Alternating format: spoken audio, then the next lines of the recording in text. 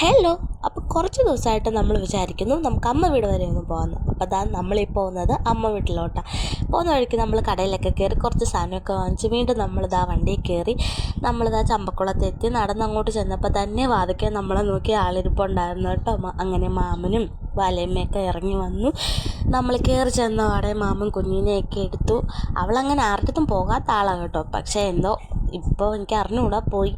ഇതൊക്കെ കാണുമ്പോൾ നിങ്ങൾക്ക് തോന്നുന്നുണ്ടാകും ഇതെന്താ ഫുട്പാത്തിലെ തുണിക്കച്ചവടമാണോ എന്ന്. പക്ഷേ അതൊന്നും അല്ല കേട്ടോ. ഇതൊക്കെ മാമൻ അവൾക്ക് വേണ്ടി വാങ്ങിച്ച ഡ്രസ്സുകളാണെന്നേ. അങ്ങനെ അവളെ അതെല്ലാം മാറി മാറി ഇട്ട് നോക്കുന്നുണ്ടായിരുന്നു കേട്ടോ.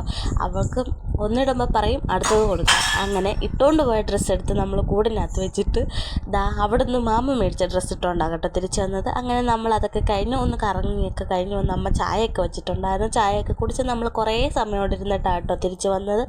അങ്ങനെ അമ്മൂമ്മയ്ക്ക് ടാറ്റ ബൈ ബൈ ഒക്കെ പറഞ്ഞ് ഞങ്ങളിതാ തിരിച്ച് വീട്ടിലോട്ട്.